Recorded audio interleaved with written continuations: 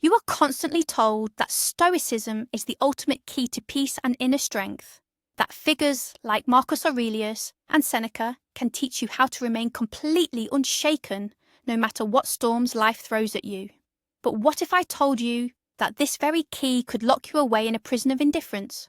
What if that facade of an iron will hide a dangerous trap, one that can destroy your relationships, crush your individuality, and turn you into a passive spectator of your own life? Today, we are not here to praise Stoicism. We are going to expose its dark side. I'm going to reveal 20 hidden dangers of this philosophy. Dangers no one ever talks about. And I promise you, after watching this video, you will look at the teachings of the Stoics through a completely different lens. Whether you agree with me or not, drop a comment right now. I'm genuinely curious to hear your initial take before we dive into the deep analysis. Before we start our deep dive, let's take a quick trip back in time. Stoicism first emerged in Athens around the 3rd century BCE. Its founder, Zeno of Citium, taught that the path to happiness, or eudaimonia, lay in living in agreement with nature and reason. The core idea is simple and elegant. We cannot control external events, things like illness, poverty, or the opinions of others, but we can control our reaction to them. This is known as the dichotomy of control. It sounds incredibly powerful, doesn't it? Stoics like Epictetus, Seneca, and the emperor Marcus Aurelius left us works that continue to inspire millions today. In our modern world, full of chaos and uncertainty, these ideas about internal peace and mental control have become more popular than ever. But it is precisely this popularity where the first danger lies: simplification. The great ideas of the past are ripped out of their original context, distilled into easily digestible social media quotes, losing their profound depth and, crucially, losing their original warnings. The first and most insidious trap we fall into is the subtle distortion of the core concept. Stoicism teaches us how to manage our emotions, not how to suppress them. Yet, in practice, for many people, this transforms into a fierce inner conflict. After skimming a few popular articles, individuals decide that feeling anger, sorrow, or fear is a sign of weakness, that it's fundamentally unstoic. Instead of fully experiencing these emotions, understanding their root cause, and transforming them, they begin to stifle them. They adopt a perfect facade of calm indifference. But what happens inside? The emotions don't vanish. They become like a tightly wound spring, building up immense internal tension. Unprocessed grief turns into depression. Suppressed anger manifests as passive aggression or debilitating psychosomatic illness. Imagine a pressure cooker with all its safety valves welded shut. Sooner or later, it will explode. The person constantly suppressing their feelings risk eventually snapping, causing significant pain to themselves and those around them. This isn't strength. It's a ticking time bomb. The true Stoic observes an emotion like a cloud passing in the sky, refusing to let it take control, but also never pretending that it doesn't exist. Flowing smoothly from the first pitfall is the second: emotional detachment from your loved ones. Imagine this scenario. Your partner comes home, completely upset over problems at work. They are looking for support, sympathy, and warmth from you. And you, playing the role of the true Stoic, respond. That's an external event. It's outside your control. Don't allow it to disturb your tranquility. Technically, from the perspective of simplified Stoicism, you are absolutely correct. But, from a human standpoint, you have just erected a massive wall between you. You have withheld empathy and compassion, the very things that make us human and build deep, meaningful connections.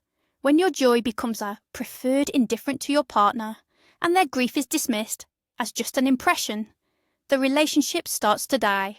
People stop sharing their deepest, most intimate feelings with you, knowing they will run into cold rationality instead of a genuine, warm response.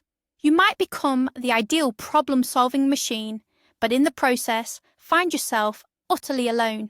Stoicism, in its worst manifestation, teaches you to build a fortress inside yourself, but forgets to warn you that there may be no exit from that fortress leading back to the outside world. The third danger lies in the development of passivity and fatalism. The famous dichotomy of control, focus on what you can control and accept what you can't, is a double-edged sword. On the one hand, it helps prevent you from wasting energy worrying about trivialities. On the other hand, it can become the perfect justification for inaction. Why should I try to change anything in the company if management is going to make the final decision anyway? It's simply out of my control. Why fight injustice if it's just part of the natural order of the world? The individual stops being an active agent and turns into a passive observer. They accept things they absolutely should not accept. Instead of trying to expand their sphere of influence, they voluntarily shrink it to the bare minimum. This inevitably leads to stagnation. Ambition wanes. The desire to change the world for the better vanishes.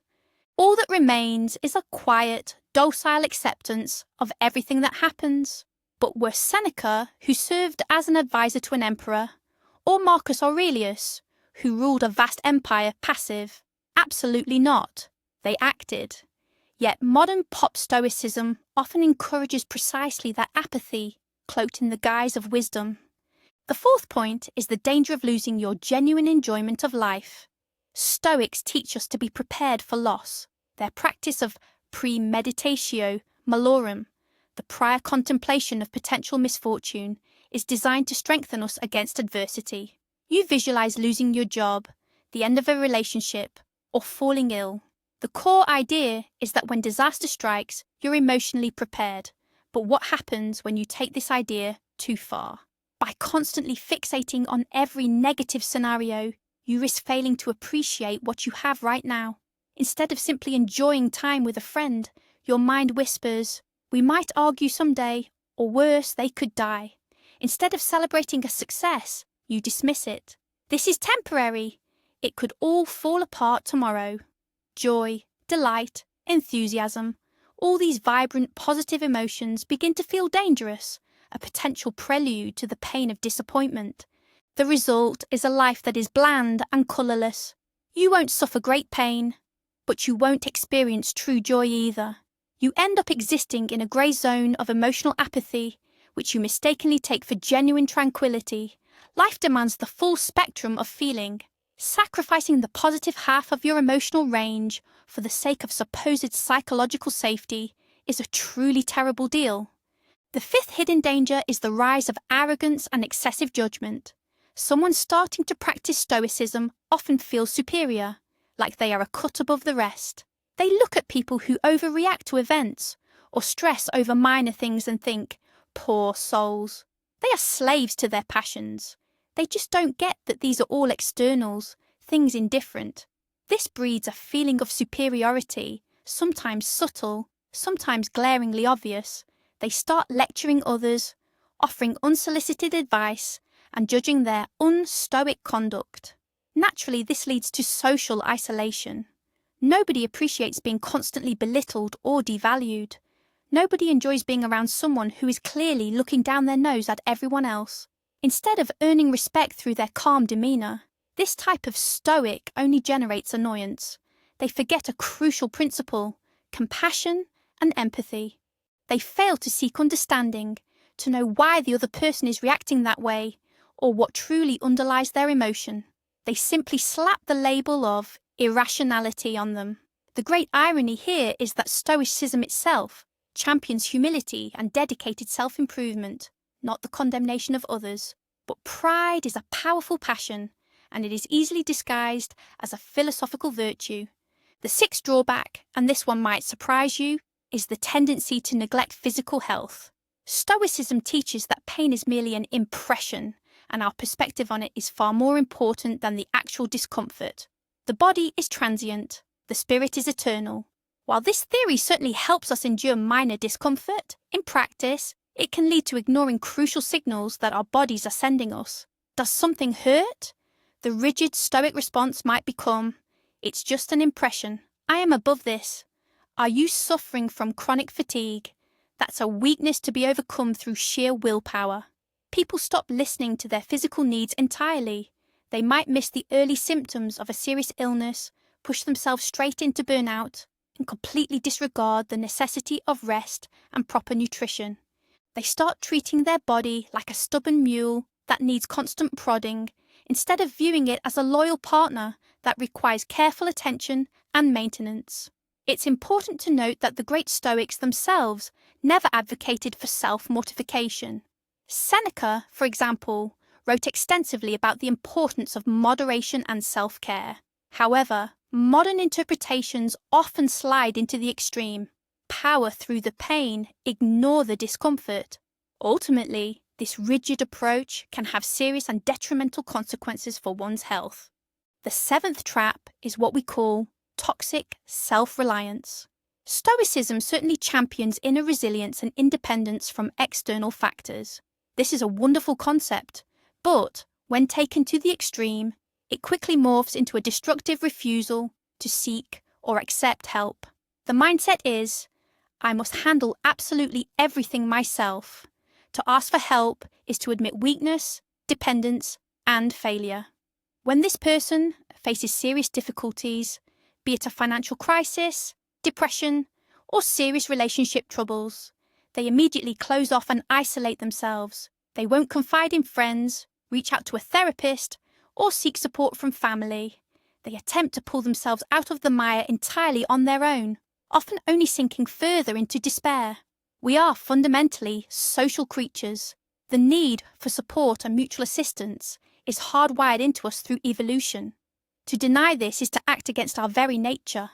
Knowing when and how to ask for help is not a sign of weakness, but a profound indicator of wisdom and strength. True self-reliance isn't about never needing others. It's about fostering healthy, interdependent relationships where you are both capable of giving help and willing to receive it. The eighth danger, and one particularly relevant today, is the justification of social injustice. When the Stoic concept of accepting what we cannot change is misapplied to systemic social issues, the result is a truly toxic mix. We hear the internal monologue, sure, there's corruption, poverty, and discrimination in the world, but I can't control that. My only job is to maintain my inner tranquility and be virtuous in my own small sphere. This philosophy turns individuals into compliant subjects, convenient for any tyranny. Instead of fighting for their own rights and the rights of others, the individual retreats into a state of internal exile. They detach themselves from politics, from social movements, from anything that might disturb their carefully maintained peace of mind. But is it truly virtuous to calmly watch others suffer, consoling yourself that these are merely external matters? This approach fundamentally contradicts the concept of Stoic cosmopolitanism, which holds that we are all citizens of one world and share responsibility for one another. Ignoring injustice behind a facade of philosophical serenity is not wisdom. It is complicity through inaction. The ninth pitfall is intellectual self-deception. Stoicism is an incredibly rational philosophy. It encourages us to analyze our thoughts, identify logical fallacies, and replace irrational judgments with rational ones. But the human mind is a master illusionist. We can convince ourselves of almost anything. For instance, say someone fears public speaking. Instead of acknowledging that fear and actively working through it, they tell themselves, the opinions of the crowd are externals, indifferent things. I don't care what they think. They haven't overcome the fear. They've simply found a beautiful philosophical excuse to remain passive. Or maybe they envy a colleague's success. Instead of admitting this jealousy and addressing its root cause, they rationalize. Wealth and fame are external goods. They don't lead to true happiness. Once again, this isn't confronting the emotion. It's masking it under a noble pretense. Ultimately, the person doesn't become wiser. They just learn to expertly lie to themselves, utilizing Stoic terminology as a high-minded cover for their true weaknesses and fears. The 10th problem is the paralyzing grip of perfectionism. The ideal that a Stoic chases is becoming a sage, similar to Socrates or Zeno. They strive to be perfectly rational, dispassionate and virtuous, 24 hours a day, 7 days a week. But this ideal is simply unattainable. We are human, not deities. We slip up, we make mistakes, and we are subject to our emotions. And this is where the trap lies for the perfectionist. After every un-Stoic reaction, Be it an outburst of anger or a bout of gloom, they immediately engage in self-recrimination. They think, I'm a terrible Stoic, I'm a failure, I'll never achieve wisdom. Instead of practicing self-compassion, extracting the lesson from the error and moving on, they sink into despair and harsh self-criticism. This initiates a vicious cycle. The harder they try to be flawless, the more they inevitably fail, and the more intensely they despise themselves. Ultimately, the philosophy that was supposed to bring inner peace becomes a root cause of perpetual stress and self-loathing. The great irony is that the Stoics themselves explicitly taught acceptance of human weakness, including their own. The 11th pitfall is a fundamental misunderstanding of the concept of apathy. In modern language, apathy is synonymous with indifference, sluggishness, and a general lack of interest in life. But to the ancient Stoics, apatheia meant something entirely different. It was a state of freedom from pathos, freedom from irrational, unhealthy passions like anger, fear, and envy. This did not mean abandoning all feeling.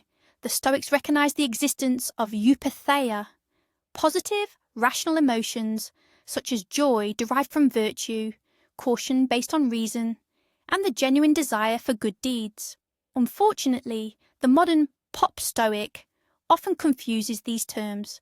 They strive for apathy in the contemporary casual sense. They seek to become a person who is utterly untouched and unbothered by anything. They want to be an emotional stone.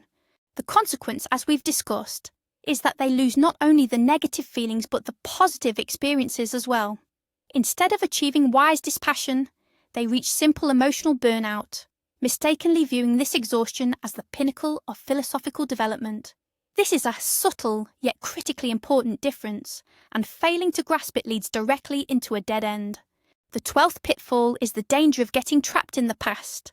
Stoicism places great emphasis on acceptance, often encapsulated by the idea, what's done is done. It's beyond your control, so there's no use lamenting it. This is excellent advice for navigating minor setbacks and preventing obsession over small failures. However, when we are dealing with serious psychological trauma, this approach can be profoundly detrimental. Simply telling yourself to accept it and move on does not work. Trauma is not merely a memory, it is a deep wound on the psyche that actively impacts your present life. It requires more than just passive acceptance. It demands deep psychological processing, which often necessitates professional guidance. The attempt to stoicize your trauma, to intellectually rationalize or devalue it and force acceptance, often results in that trauma being simply repressed into the subconscious. From there, it continues to shape your life indirectly, manifesting as chronic anxiety, depression, or pervasive relationship issues. Ignoring the past under the guise of Stoic acceptance is akin to placing a small band-aid over a deep infected wound. Externally, things may look perfectly fine, but internally, a destructive process is relentlessly underway. The 13th trap is the complete denial of importance to external goods. Stoics refer to things like health, wealth, and a good reputation as preferred indifference. They are better to have than not to, but they don't determine our core happiness. True happiness, they argue, lies solely in virtue. While this is a beautiful concept, in real life, taking it too literally can create significant problems. Someone who embraces this idea too strongly might stop trying to improve their basic living conditions. They might think, why bother asking for a raise? Money is merely an indifferent. Or, why see a doctor? Health is just an external factor. They end up using high philosophy to rationalize their own poverty or disarray. But let's be honest, it's incredibly difficult to practice virtue and maintain inner peace when you can't feed your children or when you're crippled by chronic pain. A basic level of comfort and security isn't a luxury. It's a necessary prerequisite for normal functioning, and that includes serious philosophical reflection. The complete denial of the value of external goods belongs either to true saints or to outright hypocrites. For the vast majority of us, it's simply an unrealistic and frankly damaging approach. The 14th pitfall is the systematic devaluation of intuition and creativity. Stoicism operates purely within the realm of logos, the supreme dominion of reason. Everything must be subjected to rigorous logical analysis. Intuitive flashes, sudden bursts of inspiration, and deep emotional responses to art, all these are immediately scrutinized as inherently irrational. An individual who strictly follows this path risks turning into an emotional husk, a mere walking calculator. They lose faith in their inner voice, which often points towards the correct solutions far quicker than even the most sophisticated logical analysis could manage. They may lose the capacity to genuinely appreciate poetry, music, or painting simply because they cannot rationally explain or justify its inherent goodness. Creative individuals attempting to adhere to strict Stoic canons often face profound creative blocks. This is because creativity is nourished by emotion, spontaneity, and productive irrationality. All the very elements Stoicism seeks to strictly police and control. A life stripped of intuition and creative expression becomes fundamentally flat and one-dimensional. We are not merely thinking machines, we are feeling and intuitive beings as well. To deliberately sever these essential facets of ourselves is to profoundly impoverish our own human nature. Our 15th point might sound controversial, but it's crucial. This is the underestimation of systemic problems. Stoicism is highly individualistic. It focuses heavily on what a single person can do for their own well-being. The core idea is, change your attitude and you will change your life. This works perfectly well on a micro level, but when we face systemic issues, like economic inequality, environmental degradation, or a failing healthcare system, a simple change in attitude isn't enough. If someone is working 3 jobs just to survive, being told to just change your attitude toward poverty sounds like a cruel joke. If a city is choking on smog, meditating on accepting the polluted air won't clean your lungs. Popularized Stoicism often ignores the fact that external conditions matter immensely. It shifts all the responsibility onto the individual and takes the pressure off the system. This can lead people to stop demanding real change from governments and corporations, retreating instead into their inner citadel while the outside world crumbles around them. Ultimately, it ends up being a convenient philosophy for those who don't want to change anything in society. Trap number 16 is the inherent complexity and internal contradictions found in the original source materials. Many modern practitioners of Stoicism aren't reading the original works of Marcus Aurelius or Epictetus, but rather simplified summaries found in popular books or blogs. And as the saying goes, those are 2 completely different things. The original texts are dense. They were written in a vastly different cultural and historical context. They contain passages that today might seem strange or even disturbing. For instance, discussions justifying slavery or the view of suicide as a rational and dignified exit. Without a deep understanding of that context, it's easy to cherry-pick a convenient quote and build an entire philosophy on it while ignoring everything else. Furthermore, the Stoics themselves often disagreed. They held differing views on many core concepts. Stoicism is not a monolithic doctrine, but rather a vibrant, evolving philosophical tradition. Attempting to reduce it to a set of 5 or 10 simple rules strips it of its depth and essence, and following these kinds of overly simplified rules, as we have already established, can often do more harm than good. The 17th danger is the misinterpretation of virtue. For the Stoics, virtue is the sole true good. But what exactly is virtue? They defined it using the 4 cardinal qualities: wisdom, justice, courage, and temperance. The problem is, in the modern world, these concepts can be interpreted radically differently. What defines justice? For one person, it might be equal opportunity for everyone. For another, it's simply the law of the jungle, or the rule of the powerful. What defines courage? For some, it means going to war. For others, it means refusing violence altogether. Without a clear moral compass, whether provided by culture, religion, or personal conscience, the very notion of living virtuously becomes incredibly blurry. People can engage in questionable or even harmful behaviour, justifying it through a convenient, self-serving interpretation of Stoic virtue. For instance, a cruel or aggressive executive might genuinely believe their actions are a manifestation of courage and justice, simply because they speak the truth in the face and demand maximum results from everyone. In such cases, philosophy simply becomes a convenient shield, a sophisticated cover for deep-seated flaws and shortcomings. Point number 18. The danger of becoming utterly predictable and dull. A person who tries to filter every single reaction through the strict lens of reason, always striving for emotional flatness and avoiding strong feelings, runs the risk of becoming an incredibly tedious partner or conversationalist. He lacks spontaneity, that vital spark, those surprising, unpredictable impulses. Every single reaction is measured, calculated, and perfectly rational. While you might find him dependable, you will rarely find him fun. He won't crack a genuinely silly joke, he won't spontaneously join an adventure, and he certainly won't dance in the rain. He's essentially a walking, talking rulebook. A relationship with this type of person can feel more like a stiff business partnership than a vibrant living union.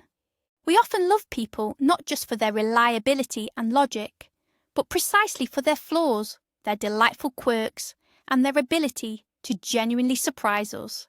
Excessive stoicism strips a person of these endearing qualities, effectively turning them into a perfectly functioning yet utterly soulless machine. After all, who truly wants to build a life with a robot, no matter how virtuous or well-behaved that robot may be? The 19th pitfall is the absence of rituals and community. Most spiritual and philosophical systems offer their adherents more than just a set of ideas. They provide specific practices, communal rituals, and, crucially, a powerful sense of belonging within a community of like-minded individuals. This offers a potent support system. Modern Stoicism, particularly in its popular DIY incarnation, lacks this structure entirely. The individual is often left alone, grappling with books and their own internal dialogue. They lack a mentor to discuss complex issues with, and there is no dedicated community to offer support during difficult times. All the core practices, such as journaling or meditation, are performed in isolation. This demands tremendous self-discipline and self-awareness, qualities that are simply not universal. Without external support and regular feedback, it's remarkably easy to lose your way, misinterpret a core idea, or stumble into one of the other traps we've discussed. An individual might spend years practicing what they genuinely believe is Stoicism, only to discover that their methods are actually aggravating their underlying problems. The 20th and final danger, and perhaps the most important one, is this. Stoicism can become a substitute for genuine psychotherapy. Someone suffering from depression, severe anxiety, or the effects of trauma reads that Stoicism can help them control their emotions and decides this is their saviour. They start applying the Stoic techniques, but their condition doesn't improve. Perhaps it even worsens. Why is that? Because philosophy is not medicine. Stoicism is an excellent supplement for a healthy mind. It can certainly help you manage everyday stresses, but it is not designed to treat clinical conditions. Serious psychological issues require professional help. A psychotherapist or a psychiatrist who can provide an accurate diagnosis and prescribe adequate treatment. Trying to cure clinical depression solely with Marcus Aurelius quotes is like trying to treat a major fracture with a herbal remedy. This is not only ineffective but genuinely dangerous, because you lose precious time that could be spent pursuing real medical help. Stoicism is a tool for the spirit, but it is not a scalpel for a sick soul. So, where does this leave us? Stoicism, often pitched as the universal cure-all for life's troubles, is actually a complex and powerful instrument that must be handled with extreme caution.